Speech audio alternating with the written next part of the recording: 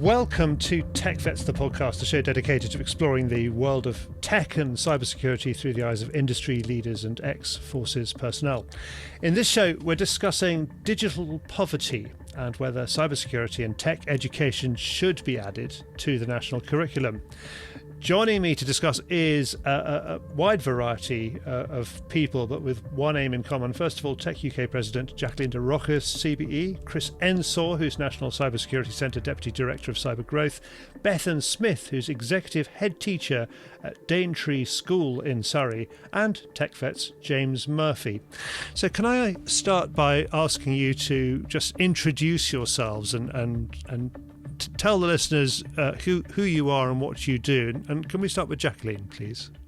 Yes, hello, thank you for having me. My name's Jacqueline de Rochas, President of Tech UK, co-chair of the Institute of Coding, and I am a non-exec director on a number of PLC boards. And I suppose I would describe myself as more of a tapas girl than a full English, because I dip in and out of various jobs and roles, and I'm a passionate advocate for diversity and inclusion, specifically advocating for minority voices in the technology sector. And what does Tech UK do? What's its brief? So Tech UK is a trade body. It encompasses over 900 member companies across the UK, and we create conditions for the technology industry to thrive. So mostly my job is about poking the government in the eye and making sure that we get great conditions for the industry to become part of the economic recovery. Thank you. Chris, what about you? I'm Chris Ensor. I'm one of the Deputy Directors of the National Cybersecurity Centre. So that's part of GCHQ, set up in 2016 to make the UK a safe place to live and work online. My job is called Cyber Growth, which seems a bit of a strange title, but I kind of use our expertise and brand to build national capability. So a couple of examples of things like Cyber First, talent, about a talent pipeline, Cyber Essentials, doing basics right, and Academic Centre of Excellence for research in universities. Those are the kind of things I get involved in. It's great fun. It does sound great fun. So it's more about, rather than keeping the country safe, it's finding the right people to keep the country safe. Is that it in a nutshell? Yeah, the right people, the right capabilities, the right companies who offer great services, that kind of thing. Lovely. Bethan, Daintree School in Surrey is a primary school. Why are you here? Hi there. I've been a head teacher now for over 10 years, and I've worked in a number of schools across Surrey. I currently work for GLF Schools, which is a large academy trust, which has over 40 schools across 5 regions. When I was at university, I actually studied maths and IT, so I have a keen interest in technology and IT. But also my background is that I'm a deployable executive head teacher. So I would say my main skill set is going into schools that requires improvement or special measures and improving them to be good or outstanding schools. And Daintree, I mean, looking at it from the outside, it seems to specialise, like all schools, in as many things as it possibly can, but it has got a new science lab, hasn't it? I noticed it's called the Fizz Lab, which is brilliant. Indeed. At Daintree, it's a fourth formentary primary school. It used to be a junior school and it's converted to a primary school. So we're one of the largest primary schools in Surrey with a 104-place nursery. We've actually gone down the route of having specialist teachers in the afternoons. So we have science teachers and therefore a Fizz Lab. We have a creative studio where we teach the creative subjects, technology, arts, design. We have a range of devices, and we have an IT suite, but also Chromebooks and iPads that move around the school as well. And then the classrooms that the children are also learning in. Thanks. James, you run TechVets. This is the TechVets podcast. It's your chance to say what you do. Yeah, thank you. And look, thanks everyone for coming on. I'm really excited about this one. It's going to be a really tough nut to crack discussing the topics on hand. I think TechVets really sort of fits in with this conversation about getting more diverse talent into tech and cyber. And TechVets is exactly about that. It's about taking people from the military with their fantastic experience and skills that they develop, and then helping them to establish a career in cyber and technology, breaking through some of the barriers with, trying to articulate what they do on a CV and getting through the interview stage, trying to get into a role where actually people are already asking for 5 years experience in industry, which they haven't got, and being able to showcase what they do. So we're having a great deal of success, and I think having served for 2 decades myself and managed to get into cybersecurity, in cyber threat, I think I had a wonderful time in my first role when I left, and I think there's something really fantastic about technology in general that I think so many service leavers can really benefit from. Great, thank you, James. Now, let's talk about what we're here to talk about. Starting with you, Jacqueline, the question for Tech UK, it's about preparing and empowering people at the moment. How is Tech UK doing that?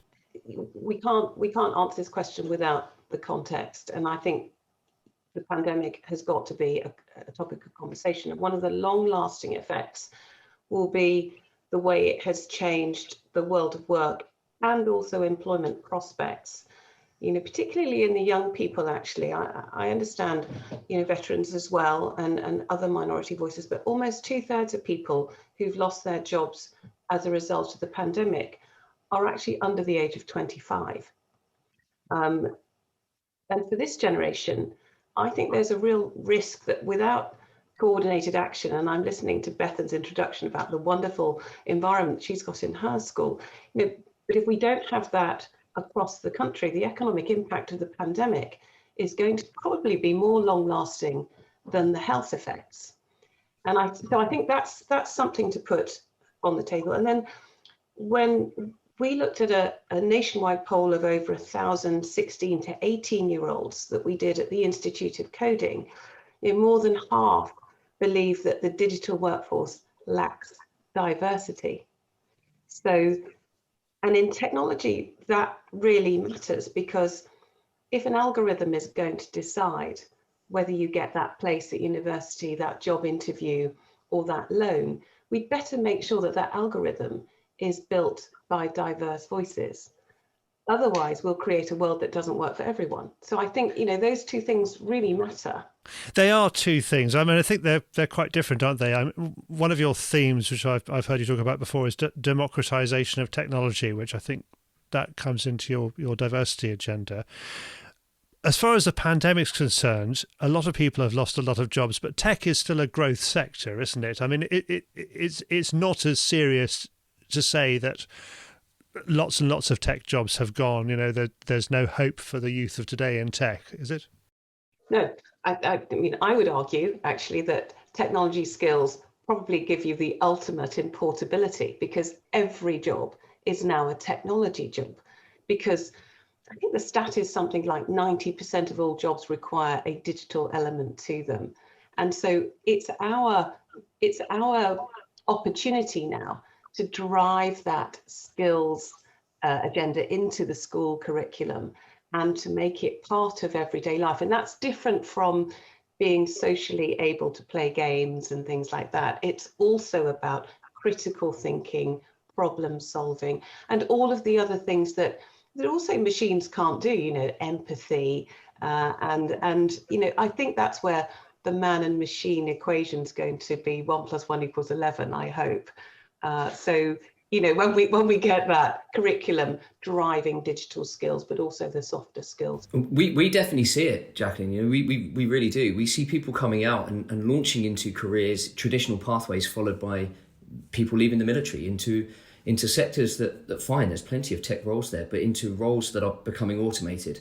I had a chat the other day with someone. We were discussing the sort of things that people were doing when they left, and I remember people wanting to get into things like forklift driving and those sort of jobs. And I'm speaking to people now; they're automating those roles. They have robotics. They have stuff now that people, if they don't jump on this bandwagon, and people like us don't do more to help that, to really build that sort of digital skills early on in people's lives, then I think really that gap, the divide between those with and those without those skills, is really going to become an issue. And I think that's right, James, because it's not the rise of the robots that we should worry about, but whether we can reskill ourselves every 5 years or less. So it's about keeping pace with technology, whatever age you are. I know obviously we talk about young people, but this is everybody. I'm going to say #lifelong learning here, because we all need to keep pace with it, all of us, and we can't afford not to, otherwise we will be left behind. Chris, you were talking earlier about talent pathways. Are you hiring at the moment? And if you are, how are you hiring? Yeah, we continue to hire because ultimately we have a constant churn. It's not so much of a churn at the moment. So I run things like CyberFirst. So CyberFirst is both a bursary scheme and an apprenticeship scheme. So, for example, come September, we will be advertising for next year's incoming of apprentices into GCHQ doing cybersecurity. And the CyberFirst bursary scheme's now been running for 5 years. So this year we had about 125 graduates coming through. Next year we've got about 250.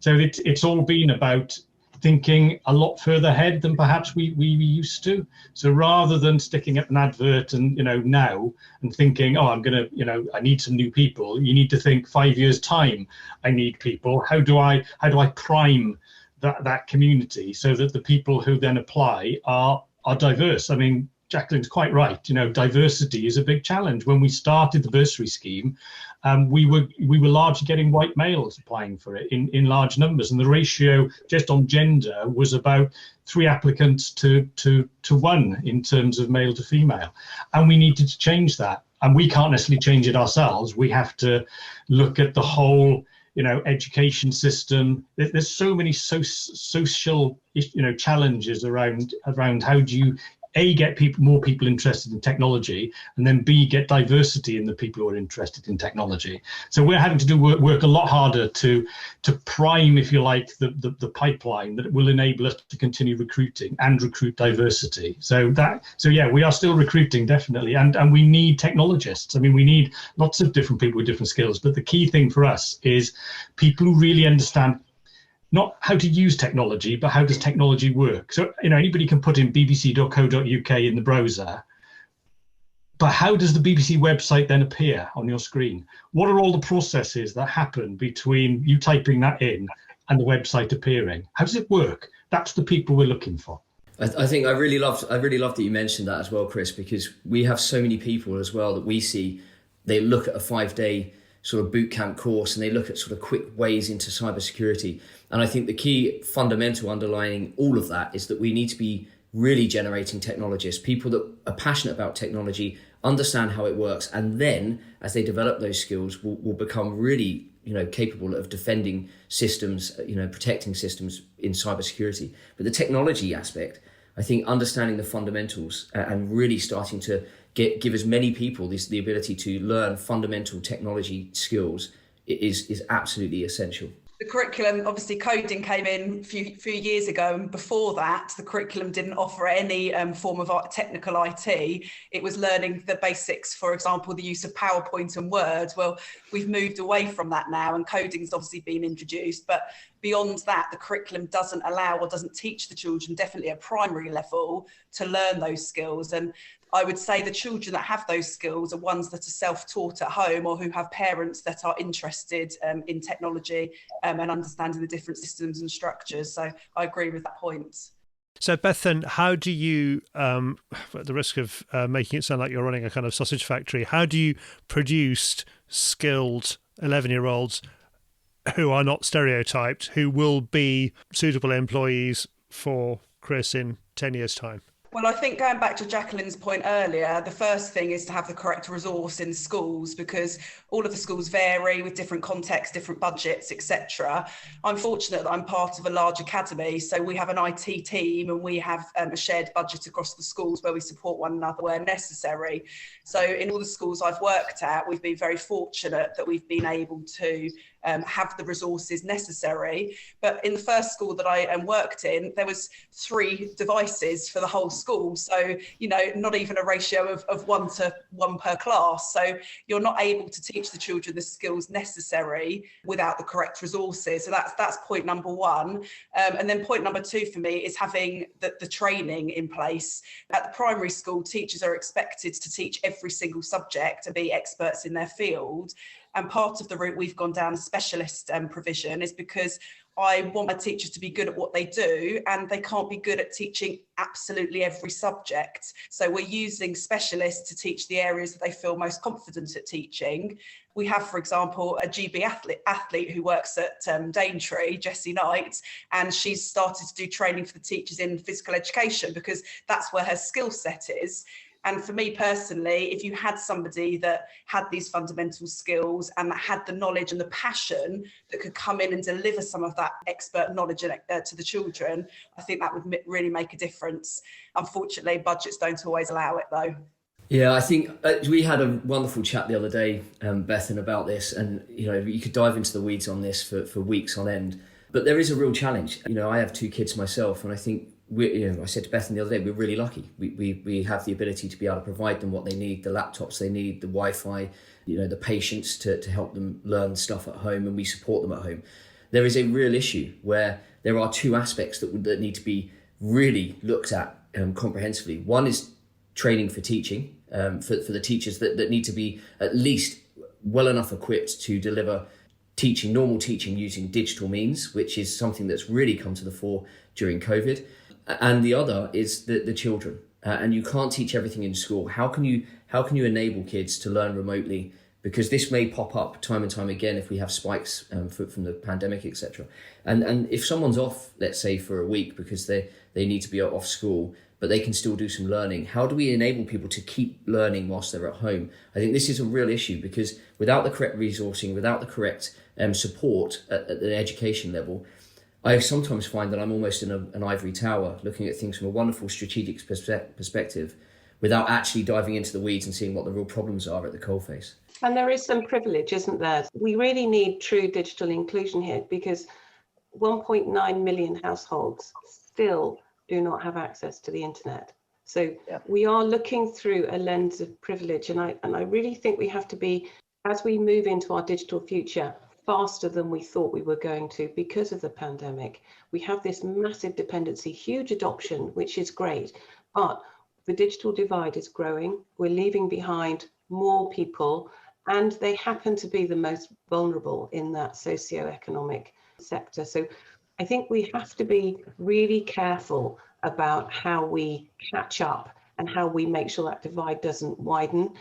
I think in the workforce, there are over 17 million people who still don't have the skills they need to do the digital jobs that they are being asked to do. And that's all quite scary, I think, from a digital divide perspective. Have you got solutions for that, Jacqueline? Have you, in your mind, that perhaps don't involve the government spending a lot of money? Well, I think so is the cavalry coming on this? I think in part, I do see huge amounts of investment being brought into industry and into the home. We've had skills websites that the government has stood up using Institute of Coding courses, for example. So we have been plugging. We've had 800,000 learners in the last 2 to 3 years come through the IOC, and that's not nothing. And I think it's because people are preparing for what comes next. I think where we need to perhaps press more is how we get the infrastructure rolled out, how we get broadband everywhere. We shouldn't have to walk up a hill holding our phone up to say, I need to get online. But I can tell you, that happens. So regional inclusion really matters. And I heard of vicars who've put masts up on their spires to enable their community to be connected.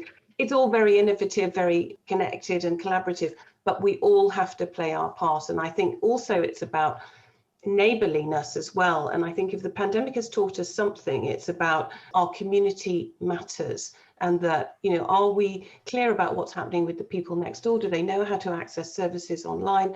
Can they even type into that browser, James? I'm not sure that everyone does know how to do that. So, we do have to think about who we're leaving behind as we gallop towards the future.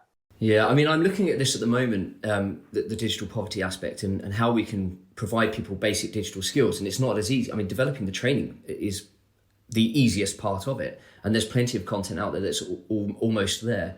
But the real complications are first and foremost, understanding the user. I mean, we pretty much get that, and you could boil that down at a high level to people of working age and people that are not of working age. Those, i.e., that need more digital skills to improve employability, and those that need just the ability to use everyday services for a better life. You know, accessing universal credits. You know, understanding how to use Gov.uk, for example, online banking and shopping. So if you're old, you know, an older person that's isolated at home, you can still get shopping to your door, for example, and you don't have to go out. And again, healthcare as well is remote, or can be remote now. But then the most difficult part of this whole process is you can get devices. Companies will donate money for devices, and again, that's easy. Once you get to the point of impact where you've got the devices in the hands of these individuals, how do you then manage that process going forward? And that is the biggest piece of work so far, because you need people that are volunteers, because it's very difficult to set up a whole workforce to do that. You need people that are able to manage individuals' use of that device, and it's got to start from absolute zero, lifting up the lid on that laptop and turning it on. But then you can get to the point where you're getting them to understand web pages, HTML, CSS, you know, and things like that towards the end. But that initial bit is difficult. And how do you then also have that assurance around the devices, making sure that they're not being sold? If someone is in a difficult situation, you know, are they going to sell that device for their own means? Is it just going to be broken? You know, there's and how challenging is it if someone's got learning difficulties? You know, on top of their potentially their issue with socio-economic background. So I think it's such a huge piece of work and so overly complex. James, I think it's a really interesting point, because the Department for Education provided devices for the children during the lockdown, which was fantastic. But actually what we found is exactly what you've said, that they either didn't have access to internet, so we were either having to phone providers who were offering free internet during the period, or we were providing dongles. But even when they did have the access to the internet, like you said, they didn't know how to turn the device on, they didn't know how to connect to the internet. And luckily the government actually put the vulnerable children in the category of key workers. So a high percentage of our children who weren't able to access the devices, we ended up bringing them into school, because obviously being at home, they just didn't have the fundamental skills to be able to use those devices. So giving children devices is not necessarily the answer. It's a step-by-step approach of how to use them.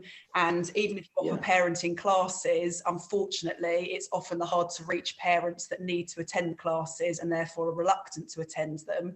So it's thinking of an innovative way to try and engage those parents, to give them the skills and training they need so they can use those devices. Are you able to use the voluntary sector, or are you able to use volunteers at all, Bethan, to as James says, or are you kind of hidebound by the national curriculum and you just can't move?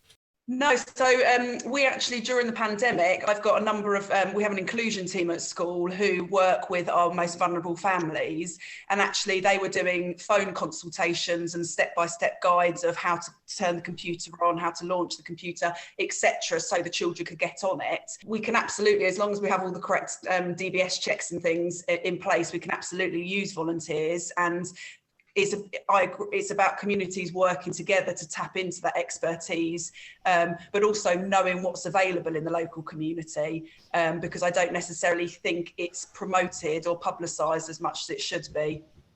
One of the challenges that we're trying to overcome is exactly that: is how do we get more people into the community supporting the schools? Because we've just run our Cyber First Girls competition for year 8 in England, and I can't remember the years for Scotland and Northern Ireland as always, but it's just before they're picking up their GCSEs, and this year, we saw digital poverty because we didn't see so many teams, because they just didn't have access to the devices at home.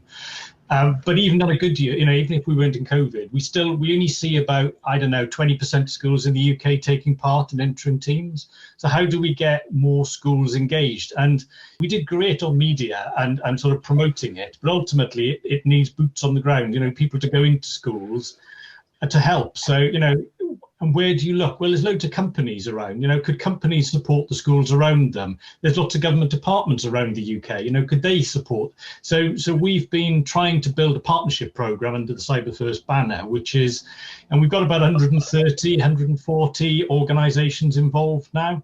And the whole thing is that don't pay us to be a member, but what we say to them is you need to support students, because I've got 900 odd bursary students, so I need them to support them and give them work placement and things. But I also want them to support the schools around them, and go out and do what they can, and that's their commitment to working with us, is that they go and help. And we're thinking of universities. How can we get universities to reach out more into the communities around them? So we've come up with something called Academic Centres of Excellence for Cybersecurity Education. So that's where a university is teaching great cybersecurity, but is also outreaching into the community. The trouble is there are still quite big areas where, schools aren't engaging. If you put a map up and you see where all the schools are, you see big blank areas, and that's the areas that we need to try and get into. But it's got to be a combination of online stuff, but it's also got to be a physical element to it as well, because people don't always have access to the internet. You've got to do it both ways. Yeah, I agree. We have the online aspect, and we've mastered that, to be perfectly honest, and TechVets has probably got an unrivaled community. It's great because it uses so many veterans who have already made that jump into tech or cyber, and some of them 20, 30 years worth of experience. And they all give back. They all provide fantastic advice free of charge, just because it's a strength of community and they like giving back. And that really works. But again, the aspect that we can't cover at the moment is what about those people that virtual, that online doesn't really work for them yet. And that boots on the ground is that sort of next step for us. But a community approach does work. I mean, it really does, because if you've got people who know what they're talking about, that are doing it for the right reason, and they're passionate about giving back, then it really does work. And we have people jump on and ask a question, and within seconds they've got someone giving them a great answer, really truthful answer, which gets through all of the myths, debunking all the rubbish that you hear, sets them on the right path where they're not believing some of the sales pitches and the snake oil vendors and the likes. You can get into cybersecurity, 70k average salary, and you can do it in 5 days with this bootcamp course. But what it does, it also sets them a really nice pathway where they understand the skills and the hard work that's needed and the technology that may be needed. And that's fine. That's fine. That works really well. It's now taking that template and trying to find a way of doing that physically, and taking it back a notch as well, where it's not talking about getting into network engineering, system admins, or maybe cybersecurity core disciplines. It's about how can we then empower people to access digital, to be able to do things like CMS management, administrative roles, as well as things like web design and digital marketing and various other things that will really enhance their employability. But how do you do that physically across the whole of UK with enough people that's going to make a difference? And you can only do that with a federated approach, where you have, like you say, these areas being supported by business, and actually Positive Transformation Group are doing exactly that. They are, and Dan Brown's done a wonderful, wonderful job there, is starting to corral volunteer philanthropic initiatives with commercial entities as well, to really start to make something happen. And that, I think that's probably the best approach. Chris, can I ask, you're talking a lot about students who are clearly heading for university and are going to be graduates. Are those the people you're interested in, or can you go as far as including apprenticeship? Yeah, when people apply for the Cyber First in September, when it's open, you can apply for two pathways. One is a bursary, one is an apprenticeship. So there are both ways. And I think, I always use medical analogies and the medical profession as an analogy, because, the problem with cybersecurity and technology to a lot of people is they just, it just doesn't, they see a doctor every day, but they don't see many technologists necessarily, or cybersecuritists, whatever you want to call them. So there's no real, I think sometimes there's no real feel for what a job looks like in sort of in that space. So for us, it's really about the different pathways in. So whether you're coming in as a paramedic, or just or as a specialist, or a GP, a practice nurse, they're all different pathways in. So there'll be some graduates. Yes, there'll be some people coming through because they've got experience from being out there, or just doing apprenticeships. But I think what we've not been very good at from a cybersecurity perspective is showing people what the different pathways are, because not all of them are equal and not all of them get you to the same place. If I go on a first aid course, that's great, but I won't be a brain surgeon anytime soon. There's a long journey to be had there, and it's being able to map that out so people can kind of go, oh yeah, if I do these courses and if I do this, that'll get me to where I need to be. Jacqueline, you seem to be very much about this idea of expanding pathways, taking the STEM idea and turning it into STEAM. Is it fair to say that tech jobs come from too narrow a strand of students at the moment? Would you like to see it widened out? I think we definitely wall ourselves up behind 3-letter acronyms, which make us look a bit geeky in the tech sector. And, when you start, though, from that statement that every job is now a technology job, then every opportunity that anyone applies for will have a tech element to it. And my contention is that creates enormously wide pathways for everybody. I think my misery in tech comes from the fact that the lack of diversity in it. And it's probably, we don't look like the people that we want to encourage to join the sector. So we just need to be better at widening the narrative and the talk track around the types of people who could be successful in technology. And that's everybody. That's, girls and boys and women and men and everybody on all of the diversity spectrum, from neurodiversity, which is very much embraced in cyber, for example, right up to, gender. We've only got 17% of women in tech, and yet women hold up half the sky last time I looked. So, come on, we can do a lot better. And I think we just need to make sure that we advertise the role models that we've got in technology and broaden that appeal. It's not easy. We've been at it a while. But I am worried that, we're talking a lot about education now, and it still seems that the word apprentice is kind of slightly dirty compared to the word graduate. I mean, when you're talking about diversity, are you including the kind of, is there room for everybody in tech? Yes, absolutely. And can I just say, I just had a conversation with the Chancellor about apprenticeships and traineeships. And the reason we love that in tech is because we can get skills into the industry faster. You learn and you contribute faster than you would via a path at university.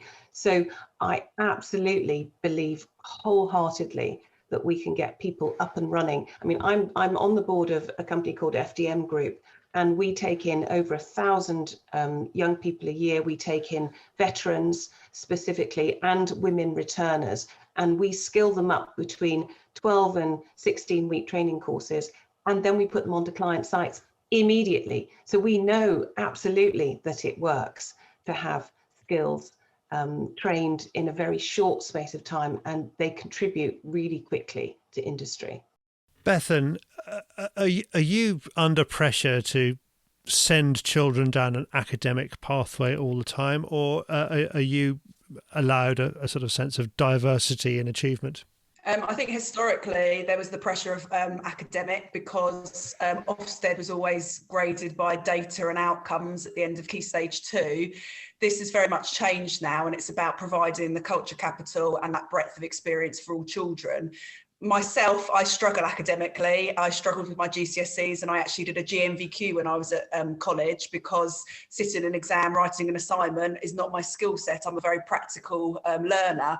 And actually, the apprentice for me is a really good route to allow those children who are not academic to also be successful. So, one of the missions that we have at our school is that all children are the best that they can be. And it doesn't necessarily mean getting a first at university. It's in the job that they decide to choose. They are the best that they can be, and they have the right attitude and the right work ethic. And I think as educators, it's our responsibility to teach the children the attitudes and the work ethic they need to be successful in whichever career path they choose to take. Chris, does Cyber First get involved in curriculum questions as well? So we work with Department for Education. We are working with them at the moment, but we're really very much extracurriculum. We're providing opportunities. So we provide courses, as well as the competition, we provide courses from 11 to 17-year-olds in terms of giving them a taste of what's it like to be, to be to be working in cybersecurity. What sort of skills do you need? All that kind of things. But it's very much extracurriculum at the moment. But we are, one of the things we have to consider is we can't do this forever. You can't do extracurriculum forever, and therefore, how do you embed that into the school system? And that's what we're having the conversation with DfE. But largely, the tools can actually be there. I think the challenge is often, if you look at things like GCSE and A-level in computer science, only about 60% of schools offer computer science at GCSE, and then it falls to about 20% or 25%, I think, at A-level. So that's already throttling back the kind of technology teaching. And then there's something around, for me, that I don't think we all agree what digital skills are, because I think they go from just being able to turn on a computer and keeping it, and being able to use it, all the way through to inventing the next 7G technology. All of those are digital skills, but clearly they are very different. And again, come back to my medical analogy, medical skills are very different from first aid to brain surgery.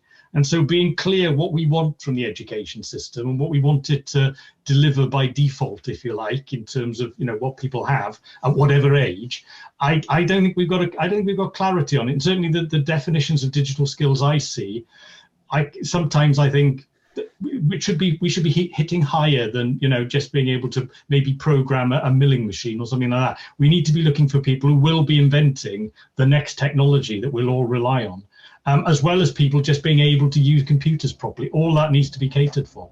Just to add to that, I know we're talking about apprenticeships and traineeships and getting skills into the system fast, but there is also, I wouldn't want to say that universities are not important either, though, because as we've seen through the pandemic, we've had massive boost in vaccine progression through the research labs and the amazing work ethics and working practices of PhDs and so on. So what I'm saying is I think we absolutely need to widen pathways, and apprenticeships and traineeships are important, but we also need the longer term university research. Totally agree, because we don't just want diverse talent, we also need to use diverse methods in order to bring diverse talent in. And this is no different than when you want to attract someone into an industry. We need to move away from just using the traditional interview method, the traditional CV, and the traditional job descriptions, and start focusing on how we can really start to enthuse people to really love tech. It may be that they want to come in and defend the UK's national infrastructure, but it may be that they want to create something beautiful that society can really benefit from. And there's everything in between and beyond that, as Chris said. I think the changes now that we're going to make, where we're going to have a bit more emphasis on things like space technology.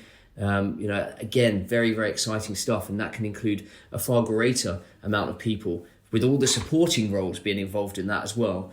But I think it has to be a diverse approach, because there is no one size fits all, and everyone's mind works differently, and everyone will take to tech for different reasons.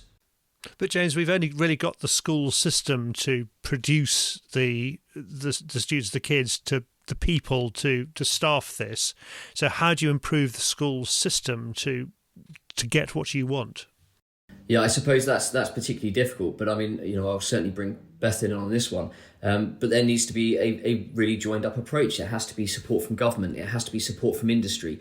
There has to be community entities that are able to outreach and support where needed. Things like volunteer teams in local areas that can help upskill people, run boot camp sessions, and like Chris said, the stuff that they do is fantastic. How can we get more support with more people being able to access that sort of stuff?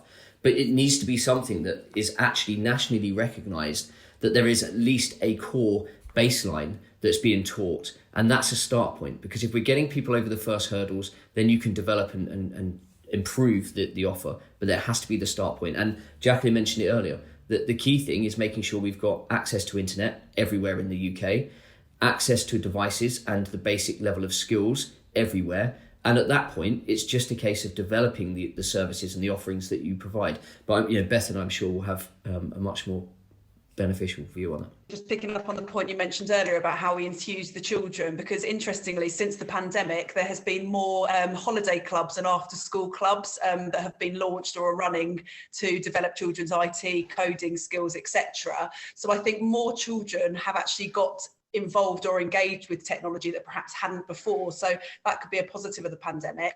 I think you're absolutely right. It's about having joined up thinking with the Department of Education, because ultimately, the only way that technology or children's knowledge of IT or cybersecurity will be improved is through involving it in the curriculum.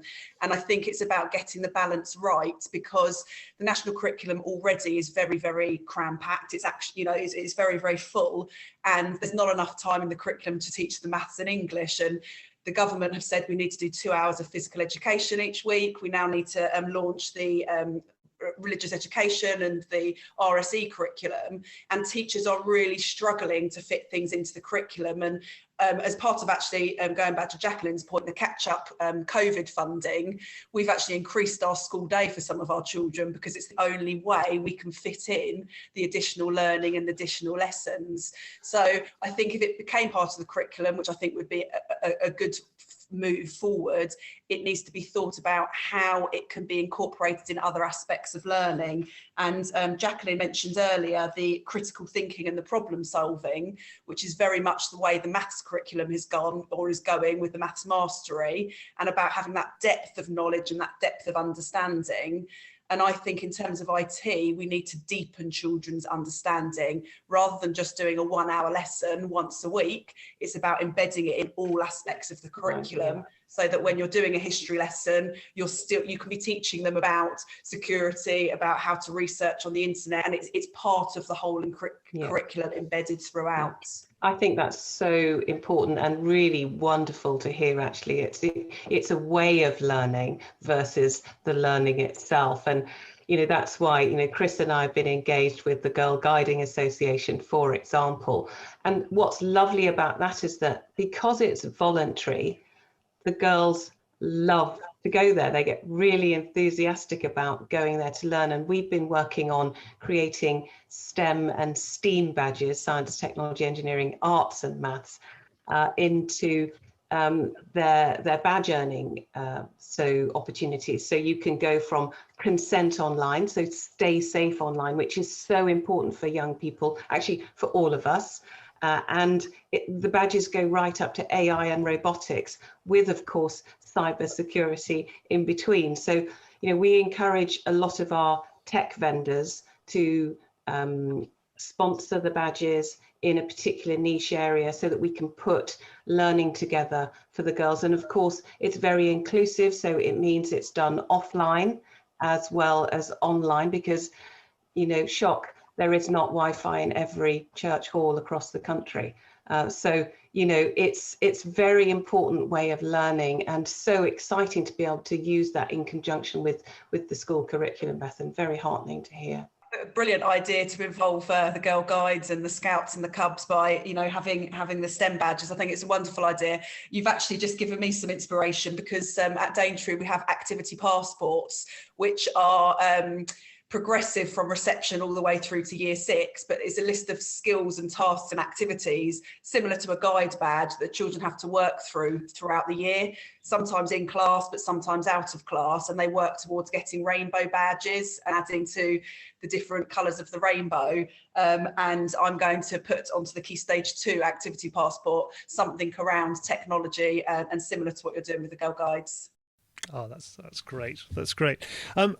Thinking about conclusions of our chat, is it fair to say we more or less all agree that we should be knocking on the door of the Department of Education to say that tech should be infused into all parts of the curriculum, that tech is it's the future. The government keeps identifying it as the future, and therefore everything on the curriculum should have a tech element. Is that too simple? I think one point to just comment on is that it is very much about working in collaboration with the Department for Education, but I don't think it should be a quick process. I think it needs to be thought through carefully, because I know what I've learned with the pandemic is we had to be reactive to the situation. And actually the guidance from the Department for Education regarding the amount of online learning, the amount of remote learning didn't come until later on in the pandemic, because they were obviously having to find their feet and be reactive as well. So it's easy to say it needs to be part of the curriculum and embedded across the curriculum, but there are some schools that are still developing their English curriculum and their maths curriculum, and it's important they have the fundamental skills there before then adding any further aspects of the curriculum. So it just needs to be thought carefully through in order to achieve this approach. So I think we've got to be clear what we want to teach as well, because I think there's, there's three things for me. It's how do you be secure, making sure everybody's got the basic tools to keep themselves secure. We already give them tools to keep them safe, but how do we keep them secure? And things like cyber aware is a good place to look. Thinking of a career in technology, how do we embed that so people think about it? And then finally, for those who are interested, and we want more to be interested, is starting to build the foundation. We do it in chemistry, we do it in maths, we do it in English. For those, we need the right foundation so they can go on to a career in technology and cybersecurity. It's just being clear what we want to teach people. Chris, I've enjoyed some of your chats online in the past about the kind of the whole sweep of history of tech and tech jobs, and you've talked about how Bletchley Park produced GCHQ, how information assurance has become cybersecurity. Can you make a prediction, based on your experience of the industry of where we will be on this subject in 5 years' time? I think we're on a long journey. And I think, we're starting to realise the things we need to put in place. And we want, one of the things GCSQ is trying to do is and NCSE was trying to push the idea of secure by default or secure by design. So a lot of cybersecurity issues come from the fact that things are either made insecure or become insecure at some point. And so how do we get rid of that to a large extent? How do we build in, root cause analysis, all that kind of stuff? But that all takes time. So, I've been in this business 30 something years now. And the one thing I've learned is it takes time. So in 5 years, yes, we'll have made some, we'll made some improvements, but in 10 years, 15 years, I think that's the kind of time frame you're looking at to change the technology that everything sits on. The internet's been around a long time. And it's not going to change overnight. It just takes time for these things to happen. James, Bethan is probably producing kids who in, 15 years' time, you will be putting into tech jobs. How would you like to see education change now so that those kids are going to be better placed to take up those jobs? Well, I think first and foremost, Jacqueline's point earlier of making sure that we're teaching everyone to understand technology in everyday use for everything that they do. And therefore, as Bethan said, infusing it across education. I think that helps. I think naturally the MOD is developing its technical capabilities and there are more opportunities for people to get into technical roles. We're not going to see that yet. That takes a while. And even things like, women in tech programs, it's going to take 10 years for us to see the results of this. So it will take time. We don't have people in the MOD that are coding as a day job, across the whole breadth. So having those skills in education means that they're already well equipped. It means that they're better able to use and implement the stuff through their military careers. But I would just like to see adults coming out of education with a really wonderful thirst to get involved in tech, because especially for veterans, it gives them a wonderful purpose to be able to be part of something which is either going to protect people's the assets, people's online profiles, their whole selves, their identities, as well as businesses, or to be involved in something that's going to make business or the lives of people so much better. It gives you real purpose in life. And I think certainly from a veteran's perspective, that really gives you a mission, something to drive for, something that of purpose, similarly to what you would get working in the military. So I think if we can give people that ability to become enthusiastic about technology in general, I think that's a wonderful start.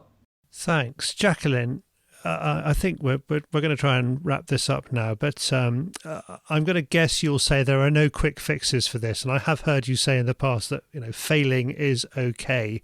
But what can we do to create an educational system that creates the right people for the right jobs for the future? Yeah, it's multiple things. It's not just one thing, is it? I think firstly, the awareness piece, on cyber, I'm always amused in the security area that people become much more aware of security once there's been a breach. So, failing does kind of matter in the awareness area of security. Once we've all had our identity stolen or this or that, suddenly we become much more aware of what's going on. And interestingly, we invest more in learning and invest more physically in defense, personal defense. So that's true of companies as well, by the way. So I think it's really interesting that we will probably have to go through a lived experience. But I think one of the things that's happened during the pandemic, we haven't had just the pandemic, we've had COVID-19, we've had Black Lives Matter, we've had geopolitics, rise in such an incredibly difficult way. And those three things coming together have meant that the world has changed fundamentally. And I think it's changed our awareness quite radically. As parents have been, schooling with their children at home, as we've all been Zooming with everybody, we've all been more aware, more adoptive of online living as well as online working. And I think this means that we absolutely need to have more skills. Everybody is involved in the tech industry now. And I think that it means that, that's why at the Institute of Coding, we've had so many more learners want to understand how to do a little bit more and a little bit more. And I think what it will mean is that our learning modules will be more bite-sized, more accessible versus longer term and I'm going to say the word less academic, Beth, and I hope you won't explode at that. But I mean that in the sense that they're more absorbable into everyday life and living. And I think those building blocks that we all take personally will really matter. And as I said before, I think lifelong learning is one of the things that we all need to take away now, because we've all had to learn how to Zoom and Microsoft Teams and Google Hangout and all of that stuff. And we've in tech, we've seen adoption go through the roof that would have taken 10 years. So does the pandemic in one way have a silver lining? I think it has in terms of tech skills and tech awareness. So I'm coming away from this being more optimistic, not less. And just picking up on your point, Jacqueline, I think now is the time to launch improving people's awareness of tech, because people have had to learn on the spot because of the pandemic. And I think you mentioned about having, it being more absorbable for the children. I think doing things little and often and more frequently, it just becomes part of their daily practice. And I think now would be the time to perhaps try to get in contact with the Department for Education and look at how this can be used in the curriculum or incorporated in the curriculum. Well, there you are. We'll all have to go out and develop some tech muscle memory. Thank you so much, Jacqueline, Chris, Bethan and James. Thanks for joining us. For our listeners, you can find out more about TechVets and how to become a member by visiting techvets.co or searching for TechVets on LinkedIn. If you're a business owner or work for a company in the tech industry and want to find out how to get more veterans into your team, drop James Murphy a message via LinkedIn. You'll find all the contacts you need in the description for this post. We'll be back in May with our next TechVets podcast. Thanks for joining us.